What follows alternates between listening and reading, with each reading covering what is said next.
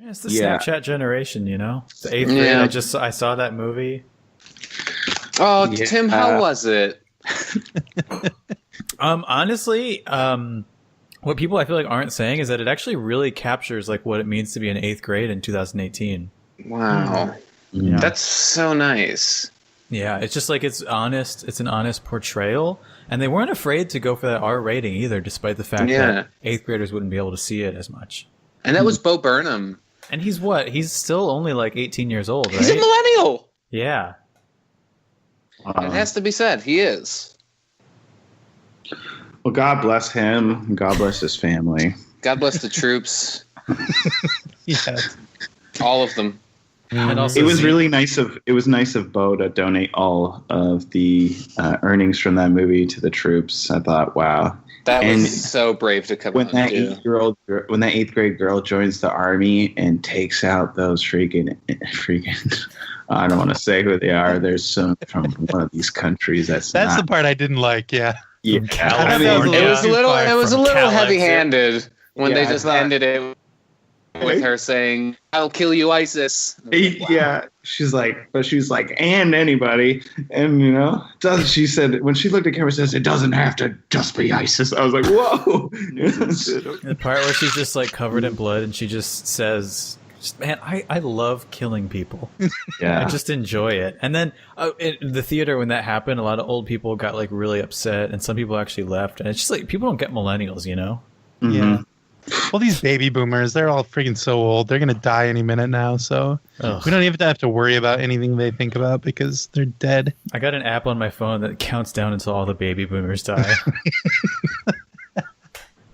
It's called Baby Doomers. Maybe 2 Sooners. It was I know I have so many favorite parts in this movie, but my absolute favorite part is when she looks over at the guy that she's fighting in the foxhole, and she's like, "This right here is a real war. None of that pussy Vietnam fucking Korea shit." That was cool. And it was the war on Christmas, and I think that's such a powerful stance for Bo to take. Is like there is a war on Christmas, and it's finally us millennials that are coming up to fight it. It was just an interesting take.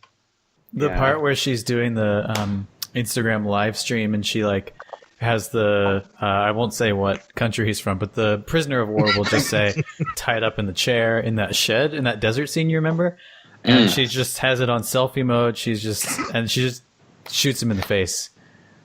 And she just makes a duck face, and it's like millennials, you know? Yeah. So many things to unpack there. I really appreciated they went with squibs and stuff, not CGI blood, because that looks so fake. Mm-hmm. Bo has a strong vision for this movie, I think. Hey, man, Bo knows. And the part where it switches to black and white was actually because they ran out of the correct dye coloring for the blood, so they had to switch to black and white in that area, so it looks like blood, but really it's I think they use just like soda pop or something. They worked in like as a plot element that blood was carbonated now. Yeah. She would like touch it. And be like, still bubbling. Because I mean, at the core, 8th grade is this dystopian sci-fi movie, and I really think like he captures this in such a new way for a generation to see. Everybody's drinking soda, right? And what is that saying about us? You know, I switched to the Soda Stream, so I'm just getting my seltzer water, but I flavor it. Because all those sugars and that's so bad for you, and it really does turn your blood into thick, syrupy, carbonated grossness. And I think having that epic climax in this movie where the 8th grader is fighting the big, essentially muck. Yeah. What'd you say, Kev? Thought you were about to say Snorlax. I don't know. I was going to say Snorlax. I went with a different Pokemon. You said big and I'm like, it's got to be Snorlax. Because I didn't Snorlax. So I think that was in the director's cut. Yeah. I'm not sure that was in the, or at least in my movie that I saw, it was different. There's the part also talking about Pokemon where she hacked into Pokemon Go and then put like a really valuable Pokemon in the middle of a minefield, and then everyone's just like walking out and exploding. Yeah. That says so much about millennials. And then she looks at camera again. She goes, "Well, they were future terrorists."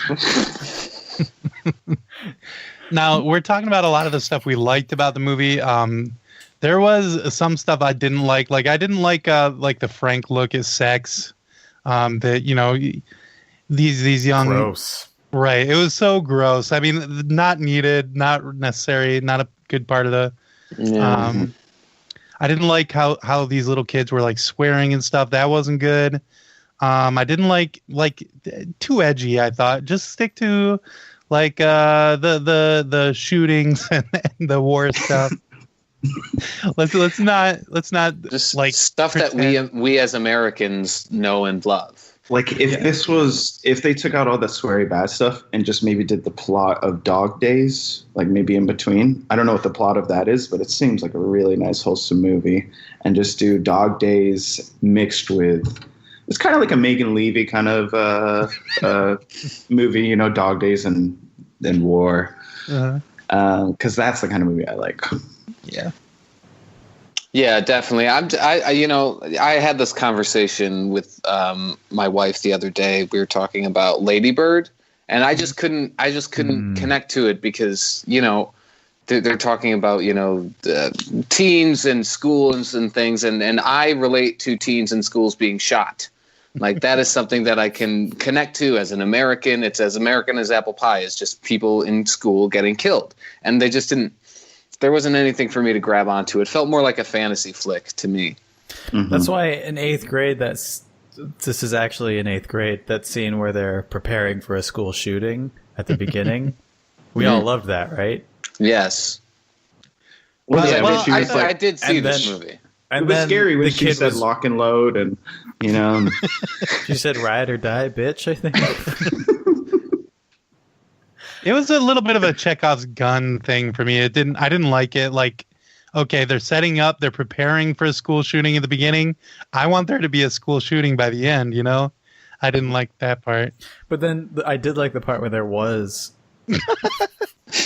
Oh, okay. And then she like it's these like Russian guys coming in, and then she's like, I didn't like the part where she seduced the one to, you know, Wow. shoot himself in the penis. We'll just say it.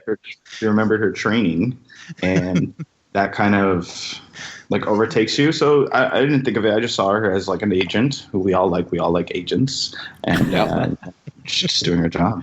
Oh, and she had orange hair. Do you think that was like a? Wow, a I never reference? thought about it like that, but it does kind of come full circle. I haven't seen it yet, but Yeah, no, me neither, but it sounds good.